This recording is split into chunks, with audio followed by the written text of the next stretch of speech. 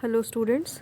इस video lecture में हम एक्सपर्ट सिस्टम के बारे में पढ़ेंगे। इससे पहले के लेक्चर्स में मैंने आपको फजी लॉजिक सिस्टम के बारे में और फजी लॉजिक के आर्किटेक्चर और उसके फंडामेंटल ऑपरेशंस के बारे में बताया था। इस वीडियो लेक्चर में हम एक्सपर्ट सिस्टम के बारे में पढ़ेंगे। तो एक्सपर्ट सिस्टम देखिए क्या होता है ना। एक्सपर्ट सिस्टम एक ऐसा कंप्यूटर प्रोग्राम है या फिर एक ऐसा हमने सिस्टम बनाया है, इंटेलिजेंट सिस्टम बनाया है जो क्या कर सकता है, कॉम्प्लेक्स प्रॉब्लम्स को सॉल्व कर सकता है और उस पर हम डिसीजन मेकिंग कर सकता है, just like as a human expert.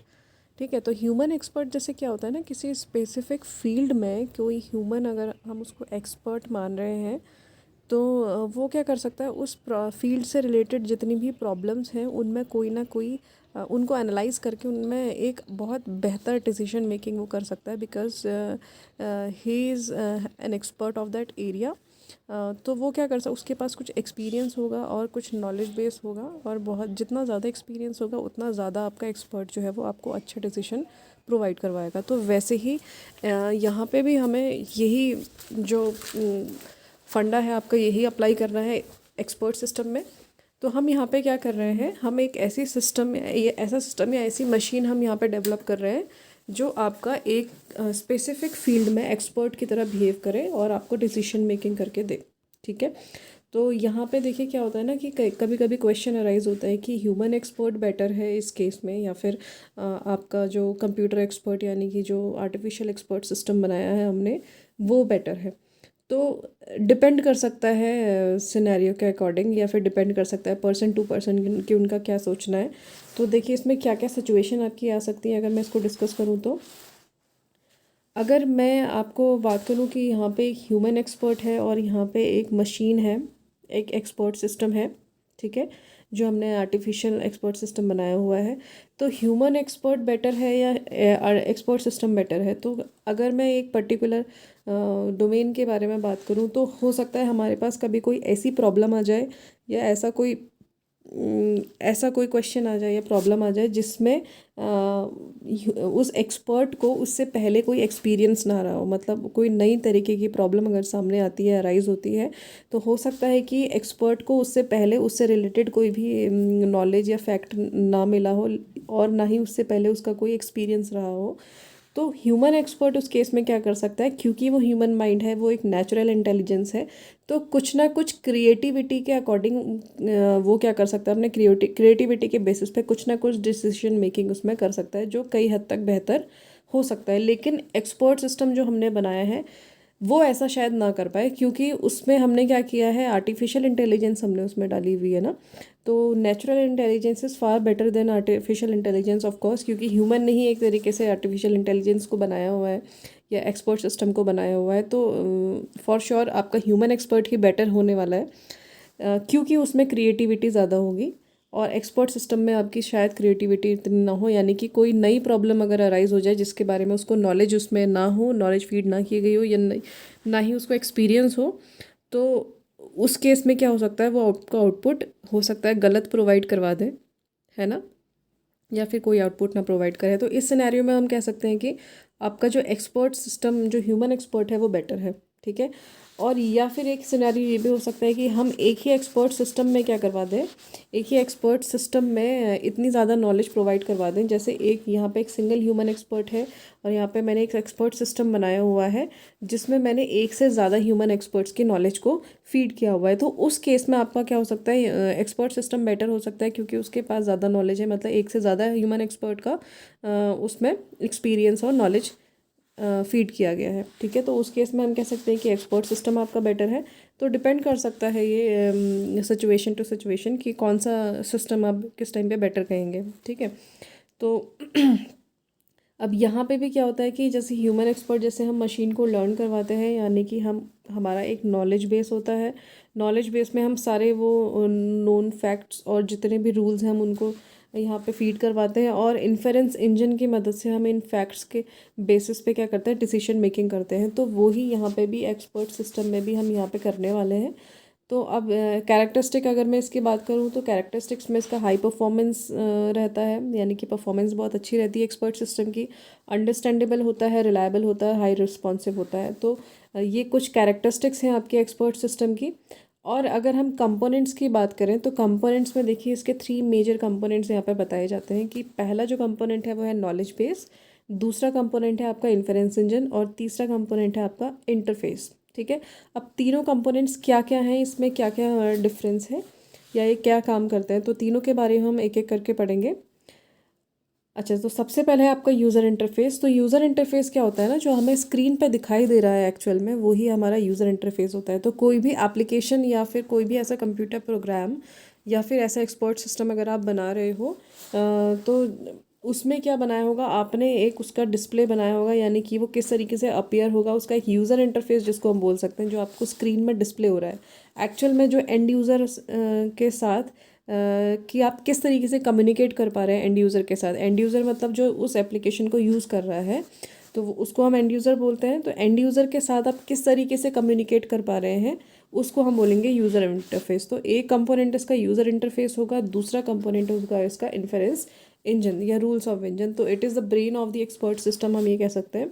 तो brain of the expert system में किस केस में कह रही हूँ, क्यों कि आपने जैसे अपने मेमोरी, कोई ह्यूमन बीइंग है उसने अपने मेमोरी में कुछ नॉलेज उसने जो पहले गेन करी होगी, स्टडी करी होगी, उसके बारे में उसको उसकी मेमोरी में सारा स्टोर होगा, प्लस उसमें कुछ रूल्स स्टोर होंगे। तो वो सारे रूल्स और नॉलेज के बेसिस पे आप अपना ब्रेन का यूज़ करके क्या करते हैं, किसी पर्टिकुलर सिनेरियो में या फिर प्रॉब्लम में आप क्या करते हैं, उसको उनको अप्लाई करते हैं और आप डिसीजन मेकिंग करते हैं। ठीक है, तो वही यहाँ पे इन्फरेंस इंजन का भी काम है कि आपके नॉलेज बेस में, आपके नॉलेज में जो भी आपका डेटा वहाँ पे उसको दिया गया होगा, जो भी रूल्स आपके दिए गए होंगे, उसके बेसिस पे वो क्या करेगा, डिसीजन मेकिंग करेगा।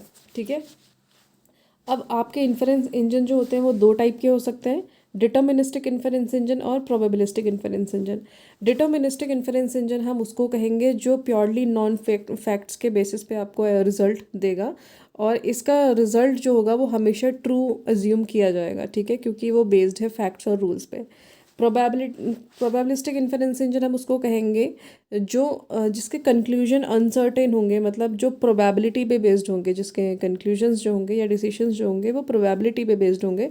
तो हम उसको प्योरली हम हर समय ये नहीं कह सकते कि वो जो आउटपुट दे रहा है वो ट्रू है या फिर सही है। ठीक है, तो दो टाइप के आपके इन्फरेंस इंजन हो सकते हैं, एक जो डिटर्मिनिस्टिक आपको आउटपुट दे, दूसरा जो आपको प्रोबेबिलिस्टिक वे में आउटपुट दे। ठीक है, अब इसमें क्या होता है कि दो आपकी मेथड्स होती हैं इन्फरेंस इंजन की, जिसके बेसिस पे वो क्या करता है, डिसीजन मेकिंग करता है या फिर आउटपुट प्रोवाइड करवाता है। तो दो आपके मोड हो सकते हैं या फिर दो आपके अप्रोच हो सकती हैं, जिसको हम फॉरवर्ड चेनिंग और बैकवर्ड चेनिंग यहाँ पे बोलते हैं। फॉरवर्ड चेनिंग और बैकवर्ड चेनिंग में देखिए क्या होता है ना कि आपने जनरलाइजेशन और स्पेशलाइजेशन का दो कंसेप्ट अगर पढ़ा होगा तो आपको ये समझना बहुत ही आसान होगा, या फिर इंडक्शन और डिडक्शन अगर आपने पढ़ा है तो दोनों ही सेम चीज़ है यहाँ पे। फॉरवर्ड चेनिंग और बैकवर्ड चेनिंग दोनों में आपका सेम ही लॉजिक आपका यूज़ हो रहा है। अब क्या लॉजिक यूज़ हो रहा है, जैसे फॉरवर्ड चेनिंग की अगर मैं बात करूँ तो it starts from the known facts and rules and applies the inference rules to add their conclusion to the known facts। ठीक है, तो आप यहाँ पे क्या कर रहे हो, नोन फैक्ट्स से आप चल रहे हो और डिराइव कर रहे हो कंक्लूजन। ठीक है, जितने भी आपके पास नोन फैक्ट्स हैं उन नोन फैक्ट्स के बेसिस पे आप कंक्लूजन डिराइव कर रहे हो। तो ये एक तरीके का जनरलाइजेशन का एग्जांपल हो गया। बैकवर्ड चेनिंग की अगर मैं बात करूँ तो इसका जस्ट ऑपोजिट होता है, यानी कि आप जनरलाइजेशन से एक नोन थियरी से आप चलेंगे और उसमें से आप फैक्ट्स को ढूंढेंगे। ठीक है, तो फैक्ट्स को डिराइव करेंगे। तो ये जस्ट उल्टा प्रोसेस हो गया, जिसको हम स्पेशलाइजेशन के उस नाम से भी जानते हैं। तो ये दोनों जो कंसेप्ट है आपके फॉरवर्ड चेनिंग और बैकवर्ड चेनिंग में यहाँ पे अप्लाई होते हैं। ठीक है, तो ये दो मोड्स हैं आपके इन्फरेंस इंजन के किसी भी कंक्लूजन को डिराइव करने के। तीसरा आपका कंपोनेंट है इसमें नॉलेज बेस। तो नॉलेज बेस क्या होता है, जिसमें सारा आपका जो जो भी फैक्ट्स हैं, जो भी रूल्स हैं, सारे आपके नॉलेज बेस में ही स्टोर किए जाते हैं। और नॉलेज बेस आपका जितना ज़्यादा होगा उतना अच्छा आपका एक्सपर्ट सिस्टम माना जाएगा, क्योंकि उतनी ज़्यादा उसमें नॉलेज फीड की जाएगी। तो मैंने वही, जैसे अभी इससे पहले मैंने बात करी थी, अगर मैं कोई एक्सपर्ट सिस्टम बना रही हूँ जिसमें मैंने 10 ह्यूमन एक्सपर्ट का क्या कर दिया है, नॉलेज को फीड कर दिया है, तो वो ऑब्वियसली वो एक्सपर्ट सिस्टम बहुत ज़्यादा अच्छा बिहेव करने वाला है, क्योंकि 10 ह्यूमन एक्सपर्ट्स का अगर मैंने इसमें नॉलेज फीड कर दिया है तो उनका नॉलेज प्लस उनका जो एक्सपीरियंस जो रहा होगा, उसके बेसिस पे जो उन्होंने नॉलेज गेन किया होगा, वो सारा का सारा एक ही एक्सपर्ट सिस्टम में हमने डाल दिया है। तो ये एक्सपर्ट सिस्टम ज़्यादा प्रॉब्लम्स में बहुत अच्छा बिहेव करने वाला है। ठीक है, तो नॉलेज बेस के आप कुछ कंपोनेंट्स आपके होते हैं। नॉलेज बेस के कंपोनेंट्स के बारे में अगर मैं बात करूँ तो फैक्चुअल नॉलेज है, ह्यूरिस्टिक नॉलेज है, दूसरा नॉलेज रिप्रेजेंटेशन है और नॉलेज एक्विजिशन है। फैक्चुअल नॉलेज मतलब जो फैक्ट्स, जो नोन फैक्ट्स पे बेस्ड हो उसको हम फैक्चुअल नॉलेज बोलेंगे। ह्यूरिस्टिक नॉलेज जो बेसिकली एक्सपीरियंस से आपको मिली है उसको हम ह्यूरिस्टिक नॉलेज बोलेंगे। और नॉलेज रिप्रेजेंटेशन जो इसका कंपोनेंट है, इसमें हम क्या कर रहे हैं कि जो भी नॉलेज हमने स्टोर करी है अपने नॉलेज बेस में, उसको हम रिप्रेजेंट किस तरीके से कर रहे हैं, यानी कि कुछ रूल्स के फॉर्मेट में, यानी कि इफ एल्स रूल्स के फॉर्मेट में हम उस नॉलेज को रिप्रेजेंट कर रहे हैं या फिर किस तरीके से कर रहे हैं। वैसे ही नॉलेज एक्विजिशन है। नॉलेज एक्विजिशन मतलब जो भी आपने प्राइमरी डेटा या सेकेंडरी डेटा आपने कैलकुलेट किया, सॉरी कलेक्ट किया है, उसमें से आप नॉलेज को कैसे ऑर्गेनाइज कर रहे हो या एक्सट्रैक्ट कर रहे हो। ठीक है, तो वो आपका होता है नॉलेज एक्विजिशन, यानी कि जो भी डेटा हमने कलेक्ट किया है उसमें से हम नॉलेज को कैसे एक्सट्रैक्ट कर रहे हैं। ठीक है। अब participation in the development of expert system. Participation in the development of expert system में पहला जो पार्टिसिपेशन होगा वो एक्सपर्ट का होगा, दूसरा नॉलेज इंजीनियर का होगा, तीसरा आपका एंड यूज़र का होगा। ये तीन जो है वो पार्टिसिपेट करते हैं आपके किसी भी एक्सपर्ट सिस्टम के डेवलपमेंट में। तो एक्सपर्ट जो होगा वो आपका ह्यूमन एक्सपर्ट होगा। ठीक है, जो उस डोमेन का ह्यूमन एक्सपर्ट होगा उससे पहले हम सारी नॉलेज को गेन करेंगे, इसलिए ये भी इसमें पार्टिसिपेट करेगा। नॉलेज इंजीनियर जो होगा वो जो भी नॉलेज गेन करी होगी उसको कैसे कोडिफाई करना है और कैसे उसको रिप्रेजेंट, नॉलेज रिप्रेजेंटेशन और उसमें से नॉलेज एक्विजिशन हमें करना है, वो सारा का सारा काम कौन करेगा? Knowledge engineer. और एंड यूज़र कौन होंगे? एंड यूज़र वो होगा जो उस एक्सपर्ट सिस्टम को यूज़ करेगा। ठीक है, तो तीन पार्टिसिपेट कर सकते हैं यहाँ पे एक्सपर्ट सिस्टम, नॉलेज इंजीनियर और एंड यूज़र। ठीक है, अब एडवांटेजेस और डिसएडवांटेजेस कुछ यहाँ पे दिए हुए हैं एक्सपर्ट सिस्टम के। तो इसमें दिया, these systems are highly reproducible, they can be used for risky places where the human presence is not safe, and error possibilities are less if the knowledge base contents correct knowledge. तो ये कुछ advantages हो सकते हैं, यानी कि error possibility आपकी बहुत कम हो सकती है जब नॉलेज बेस आपका करेक्ट नॉलेज उसमें अगर आपने फीड करी हो। तो ये बहुत ज़रूरी पॉइंट है, या बहुत इंपॉर्टेंट पॉइंट है, यानी कि आप जितना अच्छा अपना नॉलेज बेस रखेंगे उतना अच्छा आपका जो एक्सपर्ट सिस्टम है वो बिहेव करने वाला है, यानी कि उसमें करेक्ट नॉलेज होनी चाहिए, और जितनी ज़्यादा नॉलेज होगी उतना प्रिसाइज आपका एक्सपर्ट सिस्टम रहेगा।